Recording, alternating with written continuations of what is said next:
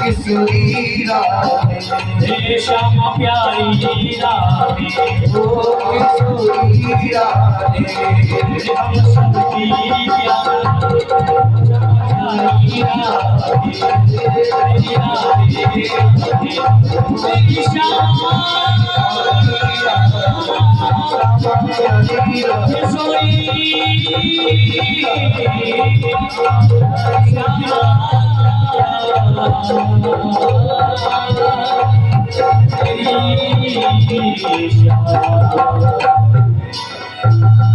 बोली राधा रानी सरकार की जय जय जय श्री राधे।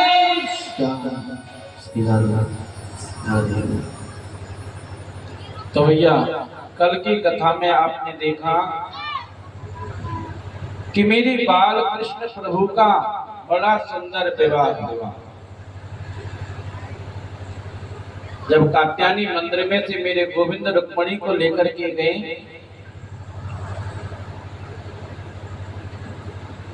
आकर के रुक्मी ने देखा और सैनिकों से पूछने लगा कि रुक्मणी कहाँ है। सैनिक बोले भैया वो काला कनुआ आया और रुक्मणी जी को ले गया। बोले आप क्या कर रहे थे? बोले भैया कोई पीतांबरी देखने लगा, कोई बुखार बिंद देखने लगा, कोई उनकी भेंट में जो मुरली बजी लग रही थी ना, कोई मुरली को देखने लगा।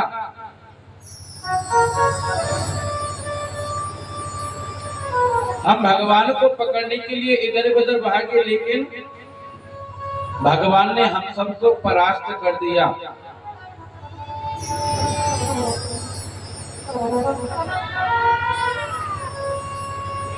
रुक्मी जो है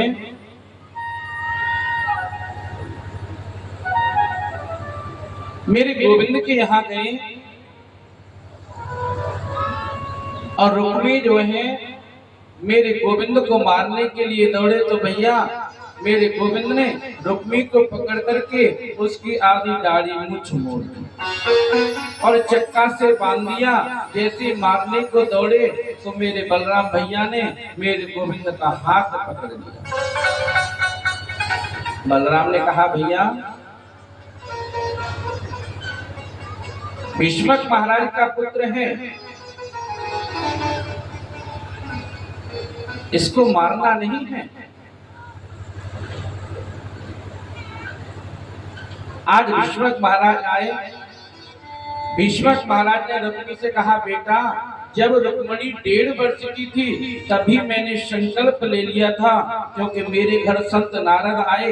नारद ने कहा था कि आपके घर ये जो बेटे हैं ये साक्षात लक्ष्मी हैं, इसलिए लक्ष्मी का विवाह नारायण के सिवा और किसी से नहीं हो सकता। इसलिए बेटा मन की जो मलिनता है इसको मिटाओ और सुंदर विवाह मुझे अपने हाथों से करने दो, क्योंकि मुझे अपनी बेटी का कन्यादान करना है।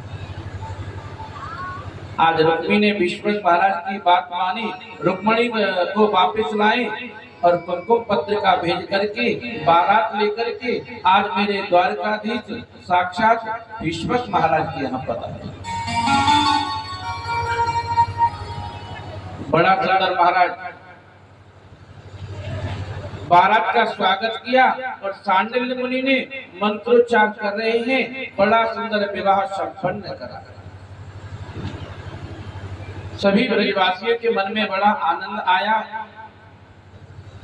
क्योंकि लक्ष्मी स्वरूपिणी रुक्मणी जी को गोविंद रूपी वर प्राप्त करके सभी ब्रजवासी गदगद हो रहे हैं। आचार्य सुखदेव कहते हैं परीक्षित एक बात कहूं आपसे कि जो व्यक्ति ज्यादा बढ़ता है, जो व्यक्ति जीवन में बहुत ज्यादा तरक्की करता है, उसके शत्रु भी उतने ही होते हैं, क्योंकि जो जितना ज्यादा ऊंचा उठेगा उसके शत्रु उतने ही होंगे। शत्रु किसी कारण से नहीं होते, कारण क्या होता है? पहले 500 रुपए रोज कमाते थे, आज 10-5 हजार रोज कमाते हैं। समझ लो शत्रु का कारण है। इतने ही आपके दुश्मन होंगे जितनी तरक्की करेंगे।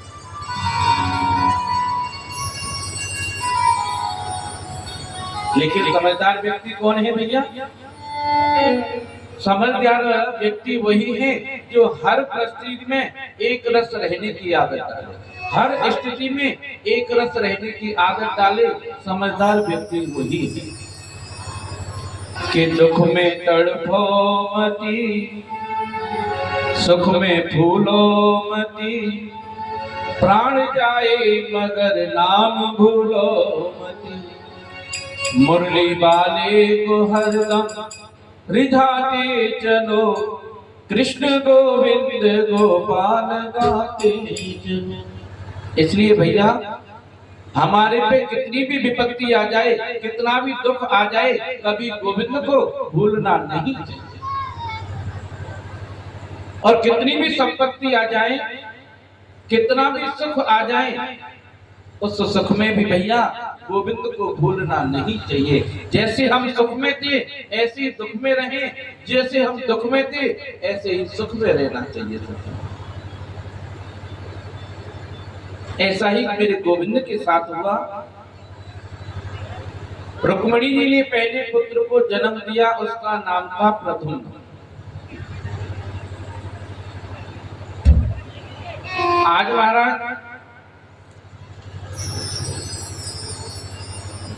जिसके जीवन में सुंदर कर्म का प्रकाश हो उसे प्रद्युम्न कहते हैं। लेकिन कृष्ण के शस्त्रों की कमी नहीं है। संबासुर नाम का असुर मेरे गोविंद की यहाँ प्रसूति का गृह में बालक को चुरा करके ले गया और आकाश में जा रख करके बालक को समुद्र में फेंक दिया। मछली बालक को निगल गई। मछुआरों ने मछली को पकड़कर संबासुर के घर भेज दिया और संबासुर के यहाँ भोजन बनाने का कार्य करती थी मछली, जिसका नाम था विद्यावती। उसने कहा तुम इस बच्चे को पालो। विद्यावती के कान में संत नारद ने आकर के कहा कि तुम्हारी गोद में जो बालक खेल रहा है तुम्हारा ही पति है। भगवान शिव ने जब कामदेव को जलाकर भस्म कर दिया तो काम की पत्नी रति रुदन करने लगी। भगवान शिव ने कहा तुम्हारा पति काम द्वापर में कृष्ण का पुत्र बनेगा और संबासुर के घर तुम भोजन बनाने का कार्य करोगी, वहां तुम्हें तुम्हारा पति जरूर।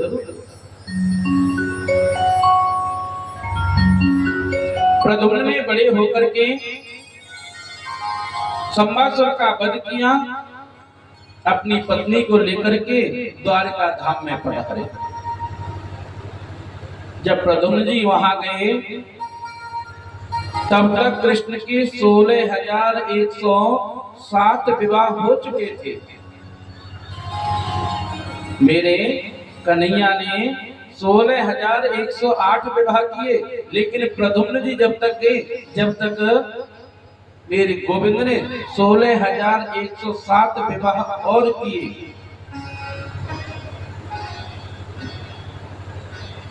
एक गोपी कहने लगी भैया कि एक बात कहूं आपसे कि भगवान के 16,108 तो विवाह होकर के पत्नी हैं। अरे वो तो सबके पति हैं, सबके स्वामी हैं, वही सबके सच्चे पति वही। भगवान का पहला विवाह किसके साथ में हुआ? भगवान का पहला विवाह हुआ रुक्मिणी के साथ में। भगवान का दूसरा विवाह हुआ भालू की बेटी जामवंती की पुत्री जामवंती के साथ में। परीक्षित ने बड़ी उत्सुकता से कहा प्रभु मेरी समझ में नहीं आया, भालू की पुत्री कृष्ण की पत्नी कैसे बनी? सुखदेव कहते हैं राजन, द्वारका में एक राजा आए, उनका नाम था सत्यराजन।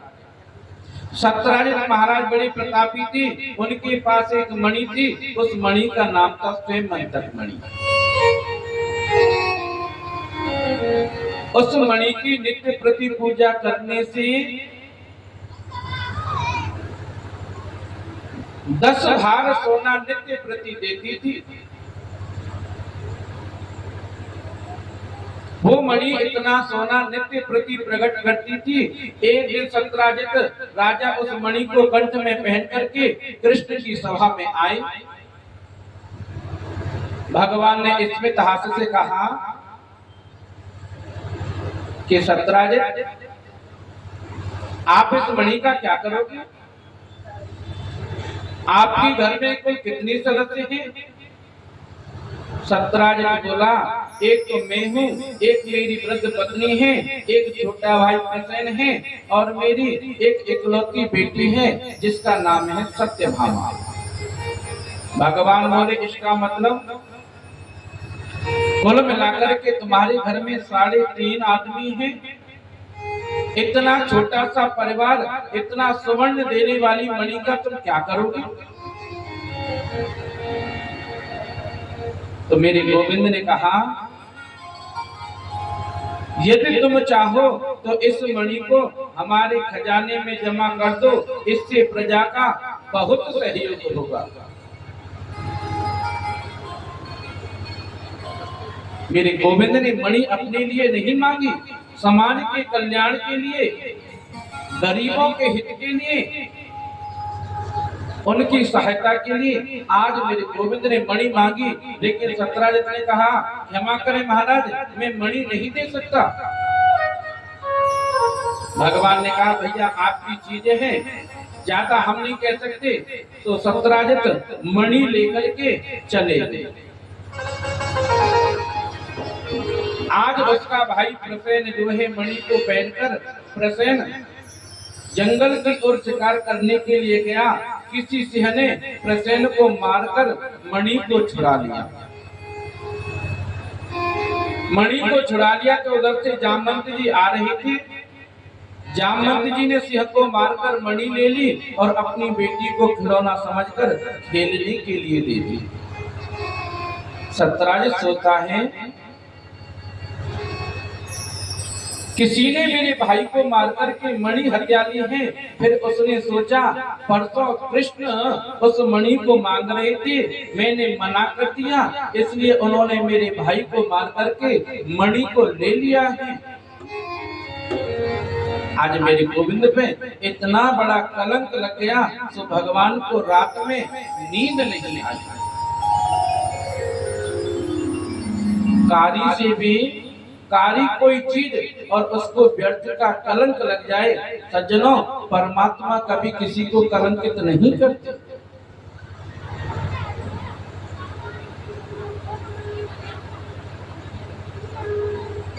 आज मेरे गोविंद के जीवन में ऐसा कलंक लगा जो मेरे गोविंद ने किया नहीं। तो मेरे गोविंद जो हैं दौड़े दौड़े गर्गाचार्य जी के पास गए।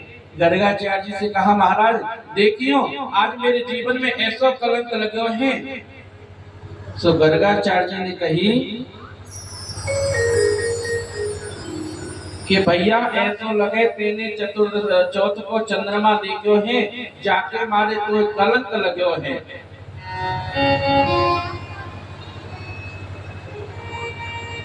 तो आज मेरे गोविंद 5 लोगों को लेकर के जंगल में गए, जहाँ प्रसेन मरे पड़े थे। उन्होंने देखा जहाँ प्रसेन मरे पड़े हैं वहाँ सिंह के पैर हैं,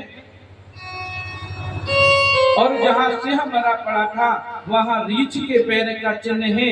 रीछ के पैरों के चिन्ह को देखते देखते मेरे गोविंद गुफा के द्वारा गुफा में प्रवेश कर गए। गुफा में जैसे ही प्रवेश किया तो वहाँ जामवंत जी बैठे हुए थे। कौन है कहकर जामवंत जी कृष्ण को मारने के लिए दौड़े। दोनों में महाराज ऐसा भयंकर युद्ध छिड़ गया। युद्ध करते करते जामवंत जी की नस ढीली हो गई। जामवंत जी बोले, प्रभु मैं समझ गया आप कौन हैं, इसलिए मुझे क्षमा कर। भगवान राघवेंद्र जब रावण को मार करके आए अपनी पूरी सेना से कहा, भैया आज मैं खुश हूं, इसलिए तुम कुछ न कुछ मांगो। किसी ने प्रेम मांगा, किसी ने भक्ति मांगी, किसी ने श्रद्धा मांगी, किसी ने पूजा मांगी, लेकिन जामवंत जी शांत बैठे हुए थे। प्रभु ने कहा, जामवंत जी आप भी कुछ मांगे। जामवंत जी बोले, क्या मांगो भगवान, रावण से हमने युद्ध तो किया, पर रावण की सेना में मेरी टक्कर का वीर कोई नहीं था। और प्रभु अगर आप देना चाहते हो तो एक ही चीज दे दो कि मैं आपसे दो दो हाथ करना चाहता हूं। देखो तो सही रघुवर कितना बल है। भगवान ने कहा, जामवंत ऐसा नहीं हो सकता। स्वामी और सेवक का युद्ध होना मर्यादा के अनुकूल है। तुम्हारी अभिलाषा को पूर्ण जरूर करूंगा। इसलिए मेरे प्रभु ने द्वापर में इस इच्छा को पूरा किया। आज जामवंत जी गोविंद के चरणों में गिर करके मणि गोविंद को समर्पण कर दी।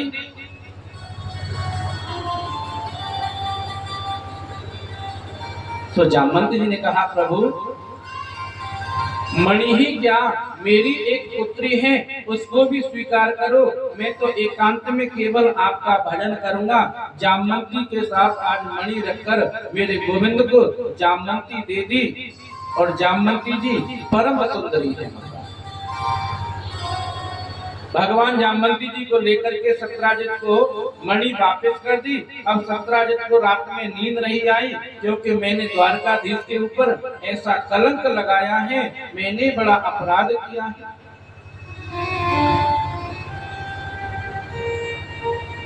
अपनी बेटी सत्यभामा को प्रभु को देने की इच्छा व्यक्त की। प्रभु बोले, बेटी तो हम आपकी नहीं लेंगे, पर मणि को नहीं लेंगे।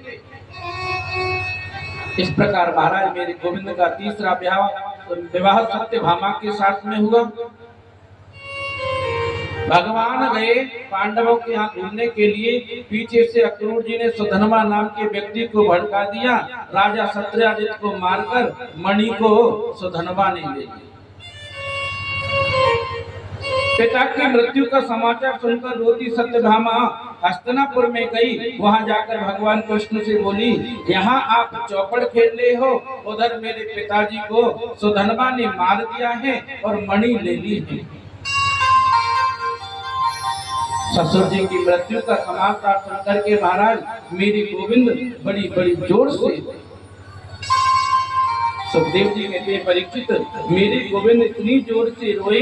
राजा ने पूछा, काय को रोए भगवान? बोले, पत्नी के पिताजी की मृत्यु हो गई है ना, इसलिए रोए। न रोते तो सत्यभामा जी को बुरा लगता, इसलिए महाराज मेरे गोविंद जो है नाटक करने में सबसे आगे। आज मेरे गोविंद अर्जुन को लेकर के घूमने वन में गए। वहां सामरी सलोनी नारी को देखा, यमुना के किनारे परम सुंदरी स्त्री बैठी हुई है, एक सब समाधि लगाकर। अर्जुन ने स्त्री से पूछा, आप कौन हो देवी? नितांत निर्जन वन में अकेली बैठी हो। उस स्त्री ने कहा, मैं सूर्य की पुत्री हूँ, यमराज की बहन हूँ, और मेरा नाम ही कालिंदी। कृष्ण को पति के रूप में वर्णित करना चाहती हूँ, इसलिए यहाँ तपस्या कर रही हूँ। अर्जुन बोले, वो तो मेरे साथ रथ में बैठे हुए। अर्जुन ने यमुना का हाथ कृष्ण के हाथ में सौंप करके मंत्र पढ़ दिया। भगवान का चौथा विवाह कालिंदी के साथ में हुआ। बिंद और अरविंद नाम के राजा दोनों भाई हैं। दोनों की एक परम लाडली बहन है मित्र वृंदा। आज पांचवा विवाह मेरे गोविंद का मित्र वृंदा के साथ में हुआ। एक नग्नजित नाम के राजा हैं, उनके यहाँ 7 बहन हैं, बड़े बलशाली बहन, ऐसे पराक्रमी कि मनुष्य से भी ज्यादा बुद्धिमान। राजा ने कहा, जो इन सातों बहनों की नाक में नकेल डाल देगा उसको मैं अपनी बेटी दे दूंगा। कृष्ण ने ऐसा ही किया तो मेरे गोविंद का छठवां विवाह नट नृत्या के साथ में हुआ।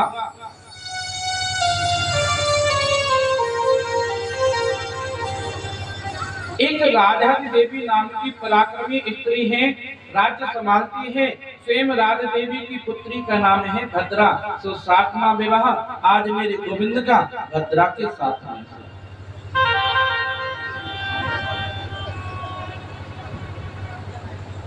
लेकिन महाराज सुखदेव बोले, परीक्षित एक बात मेरी समझ में नहीं आ रही कि भगवान के 8 तो विवाह हुए, आपने कहा कि भगवान के 16,000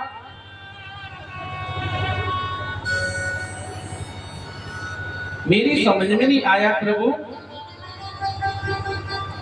कि मेरे गोविंद के 16,000 विवाह कैसे हुए।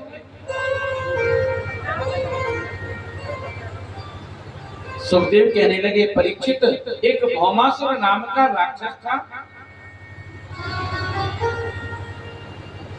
उस भौमासुर नाम के राक्षस ने संकल्प किया कि बड़े बड़े घरों की राजकुमारियों को किडनैप कैद कर करके लाऊंगा और जिस दिन 20,000 हो जाएंगी उस दिन उनसे विवाह करूंगा।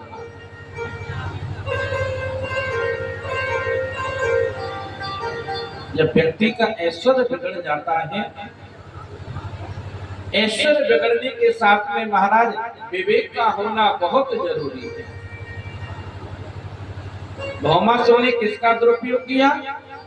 भौमासुर ने अपने बल का दुरुपयोग किया कि बड़े बड़े राजघरानों से जाता और राजकुमारियों को जो है हरण करके लाता था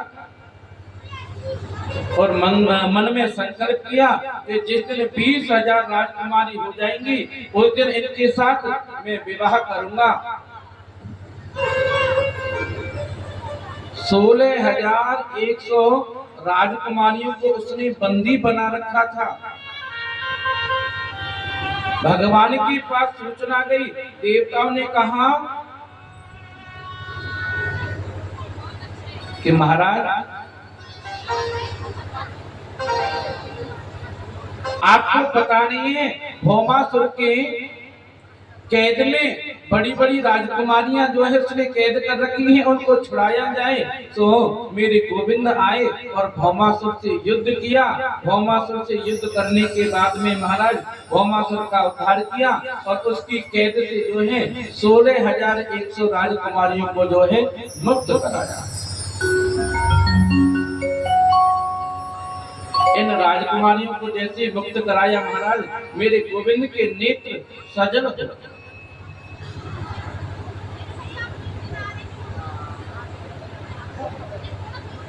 तो मेरे गोविंद ने सोचा कि अब ये राजकुमारियां जाएंगी कहाँ? क्या दुनिया का कोई भी राजकुमार इनसे विवाह करेगा?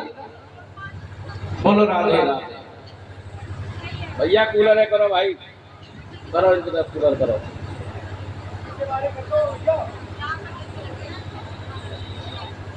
हमारी चिंता कोई ना कर रो। बोलो राधे राधे।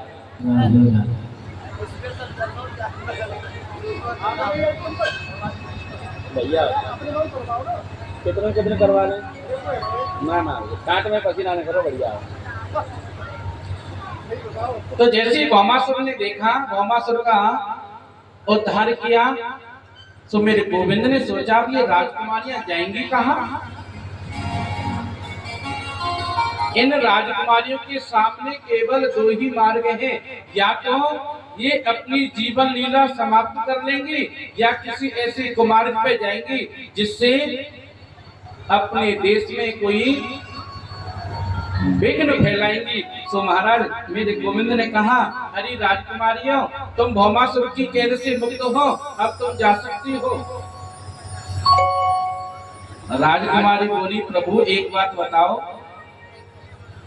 क्या कोई राजकुमार हमको अपनाएगा?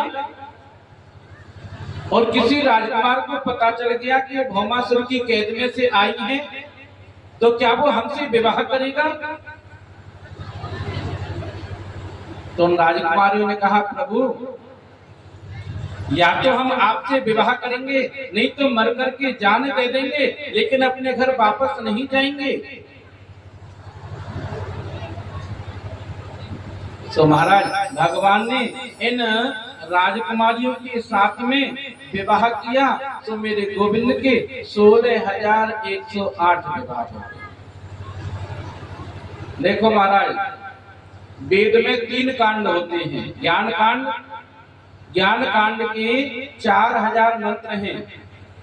एक है कर्म कांड के 80,000 मंत्र हैं, और एक है उपासना कांड।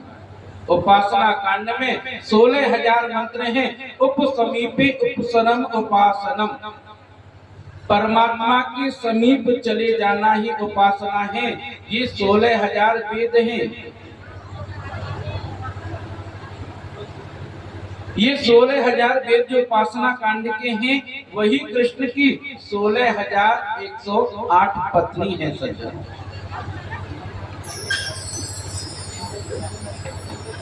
सौ प्रकार के उपनिषद हैं, जिनमें कृष्ण भक्ति का प्रतिपादन किया हुआ है। वे 100 प्रकार के उपनिषद आज कृष्ण की पत्नियां बने। गीता में आता है कि 8 प्रकार की प्रकृति होती है: भूमि, जल, अग्नि, वायु, आकाश, मन, बुद्धि और अहंकार।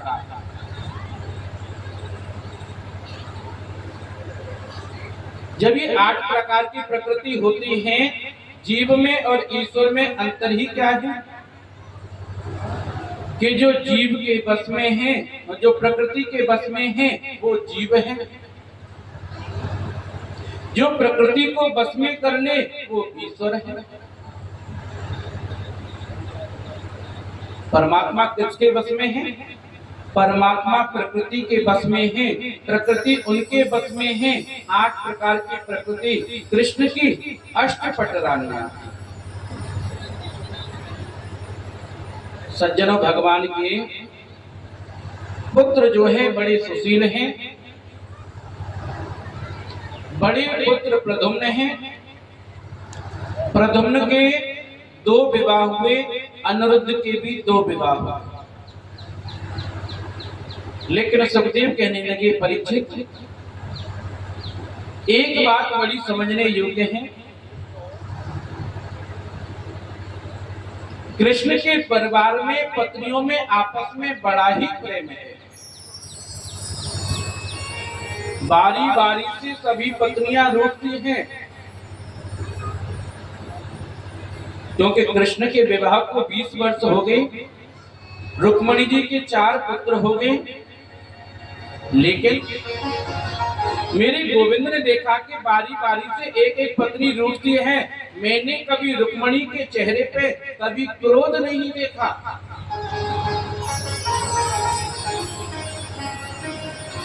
रुक्मिणी के चेहरे पे भगवान ने कभी क्रोध नहीं देखा। ये विशेषता है। सुखदेव जी कहने के राजन, दरबान से लेके महाराज तक और संतरी से लेके महामंत्री तक रुक्मिणी मैया सबका ख्याल रखती थी। लेकिन कभी रुक्मिणी के चेहरे पे क्रोध नहीं आया। मेरे गोविंद की समस्त पत्नियां आपस में रूठती थी। पुराने जमाने की बात है, जब पुराने जमाने में पत्नी रूठती थी ना, तो उसके लिए घर से एक अलग कमरा बनवा देते थे। उस कमरे में लिखवा देते थे कोप भवन। अब समझ लो, जो पत्नी उस कमरे में चली गई, समझ लो रूठ करके गई है। सत्यभामा है, मित्रवृंदा है, कालिंदी है, बार बार जो है एक एक पत्नी मेरे गोविंद से रूठती थी। लेकिन प्रभु ने एक दिन मन में विचार किया, सोचा कि मेरी पत्नी रुक्मिणी कितनी महान है, कितने महान विचार हैं रुक्मिणी जी के। कितने बड़े बड़े पुत्र हो गए रुक्मणी जी के, लेकिन मैंने उनके मुख पे कभी क्रोध नहीं देखा। ऐसा कोई नौकर चाकर नहीं जिससे रुक्मणी जी ना मिलती हो। इसलिए रुक्मणी जी सबकी प्रशंसक थी। आज मेरे कन्हैया ने सोचा कोई ऐसा कार्य करूं, कोई ऐसी अटपटी बात करूं जिससे रुक्मणी के चेहरे पे क्रोध आ जाए। मैं भी तो देखूं रुक्मणी के चेहरे पे क्रोध आता है तो रुक्मणी जी कैसी लगती है।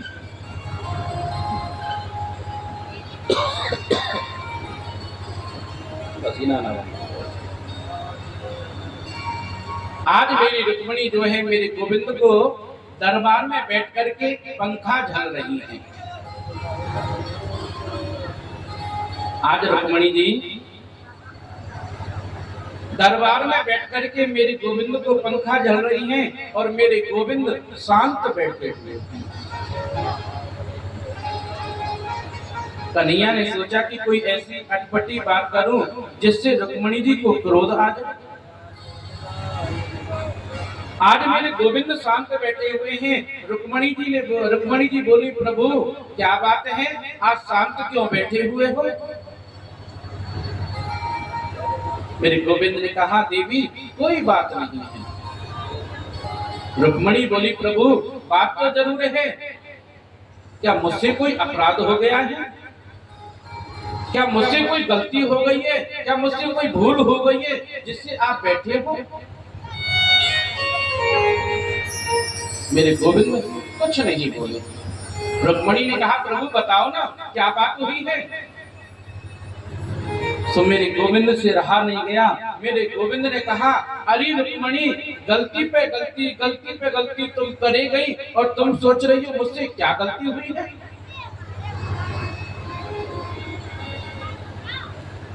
रुक्मणी बोली, प्रभु बताओ ना क्या गलती हुई है, तो ऐसे कह रहे हो गलती पे गलती करते गई। मेरे प्रभु ने रुक्मणी से कहा, कृष्ण कहते हैं, रुक्मणी सबसे पहली गलती तो आपने ये की कि मुझसे विवाह किया। इतने बड़े बड़े राजकुमार तुम्हारे यहाँ आए, पत्नी के रूप में तुम्हें पाना चाहते थे, तुमने उन राजकुमारों को छोड़ करके इस गंवार ग्वारिया से विवाह किया, तुमको क्या मिला। इतना कहते प्रभु ने रुक्मणी के चेहरे को देखा, लेकिन रुक्मणी जी के चेहरे पर बिल्कुल भी कोई क्रोध नहीं।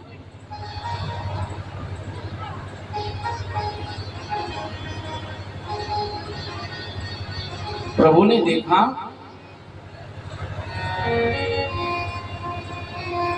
कि रुक्मणी जैसे हैं वैसे की वैसे हैं, और प्रभु ने कहा, अरे रुक्मणी मेरे जैसा डरपोक आदमी तुमने देखा कोई नहीं है। बड़े बड़े राजाओं को भेजे मैं रण छोड़ करके भाग गया और उस समुद्र में रह रहा हूँ। मैं समुद्र के बीच में वास करता हूँ, ऐसे डरपोक व्यक्ति से तुमने विवाह किया।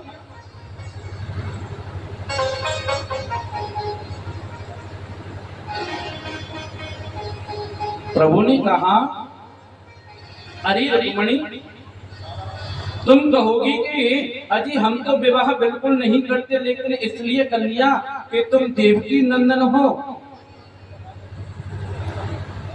अरे रुक्मणी कोई मुझसे देवकी नंदन कहता है, कोई यशोदा नंदन कहता है, न तो मेरी माँ का पता न मेरे पिताजी का पता। अब बताओ हम किसके माता, हमारे किसके पिता, आपने विवाह क्यों किया। और रुक्मणी तुम कहोगी, अजी साहब हमने तो विवाह इसलिए कर लिया कि तुम तो बड़ी सुंदर हो, बड़े अच्छे लगते हो। काहे का सुंदर। अरे मेरा नाम तो कोई कनुआ कहकर के बुलाता है, कोई काला कहकर के बुलाता है। तुमको पता नहीं है मैंने कालिया नाग से युद्ध किया, इसलिए मैं काला हो गया। राजा कभी बना नहीं, गद्दी कभी मिली नहीं, दुनिया के लोग मुझसे देश करते हैं। अरे तुम्हारे भाई रुक्मी की भी मुझसे नहीं बनती।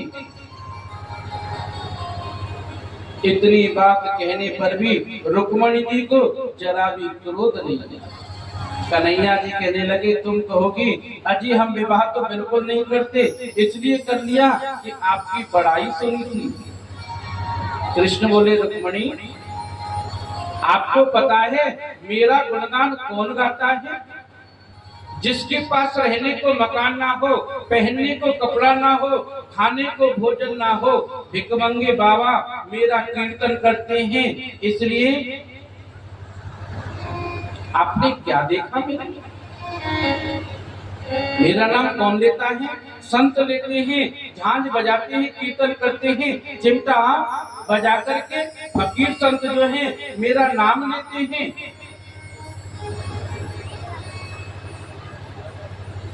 सो मेरे गोविंद ने कहा अरे रुक्मणी अभी तो देख लो कुछ नहीं बिगड़ा है, अभी तो बात ज्यादा बिगड़ी नहीं है, अगर तुम्हारा मन हो तो जा सकती हो। ये बात मेरे गोविंद ने पता है कब कही रुक्मणी जी से? जब रुक्मणी जी की 4 पुत्र हो गए थे। कितने पुत्र हो गए थे? रुक्मणी जी की 4 पुत्र हो गए। आजकल की पत्नियों से महाराज अगर इतनी बात कह दी जाए 2 पुत्र होने के बाद में कि तुम्हारा कुछ नहीं बदला, तो महाराज ऐसी दहेज प्रथा लगाएंगे कि जिंदगी भर याद आ। लेकिन रुक्मणी जी के चेहरे पे बिल्कुल भी क्रोध नहीं। इतना सुनते ही मेरे गोविंद ने कहा कि अरे रुक्मणी अभी कुछ नहीं बिगड़ा है। इतना सुनते ही मेरी रुक्मणी गद्दी पे से मूर्छित होकर के नीचे गिर पड़ी। मेरे गोविंद ने देखा रुक्मणी जी नीचे गिर गई। मेरे गोविंद ने 4 भुजा करके 2 भुजाओं से रुक्मणी को उठाया और 2 भुजाओं से रुक्मणी को पंखा झल गया।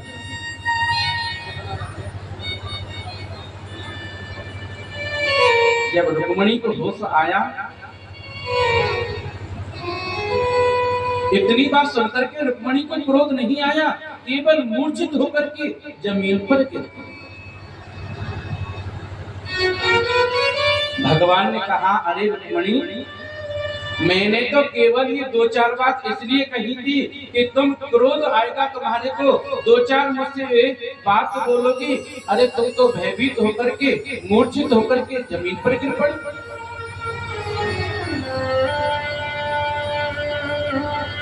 एक घंटे बाद जब रुक्मणी को होश आया, मेरी गोविंद के नेत्रों से आंसू आ गए।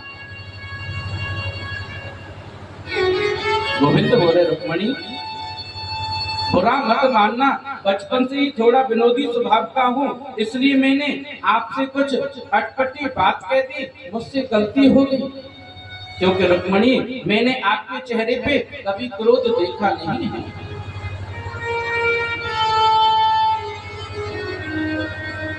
रुक्मणी ने हाथ जोड़ करके प्रभु से कहा प्रभु आपने कोई गलत नहीं कहा है, आप गलत नहीं हो, आप अपनी जगह सही हो। प्रभु आपने पहली बात क्या कही थी कि मेरा तुम्हारा क्या मेल?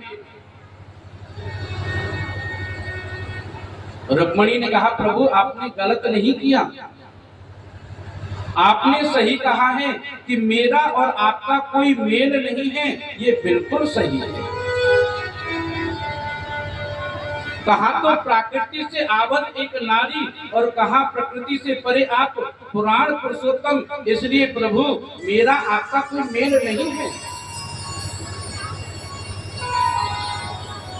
ये तो मेरा सौभाग्य है जो मेरे पे कृपा करके आपने मुझे अपना लिया है। दूसरी बात आपने प्रभु क्या कही थी कि मेरी माता का पता नहीं, मेरे पिता का पता नहीं, तुमने विवाह क्यों किया? रुक्मणी पूछती है प्रभु क्या आपके माता पिता होते हैं क्या? अरे जगत के पिता, जगत के गुरु, जगत के अधीश्वर तो केवल आप हैं गोपाल, आप कोई माता पिता नहीं है। दुनिया आपको माता पिता मानती है, इसमें मेरा दोष क्या है? और प्रभु आपने तीसरी बात कही थी कि बड़े बड़े राजाओं के डर के मारे में समुद्र के बीच में रह रहा हूं मेरे गोविंद। रुक्मणी ने कही प्रभु जिस हृदय में अविद्या, अस्मिता, राग, द्वेष, अग्निवेश ये शत्रु बैठे हो उस हृदय में आप वास नहीं करते। आप तो आत्मा रूपी समुद्र में ही वास करते हैं। इसलिए मेरे गोविंद आपने लास्ट में एक बहुत सुंदर बात कही थी। आपने कही भगवान मैं काला हूं और इस काले से तुमने विवाह क्यों किया? रुक्मणी जी मोदी महाराज आप काले हो तो कमाल करते हो, अगर गोरे होते तो पता नहीं क्या होता। यदि नंदलाला तुम होते नली तो गले कट जाते। हे गोपाल ये तो समझो कि तुम लाला हो, अगर लाली होते तो पता नहीं क्या होता।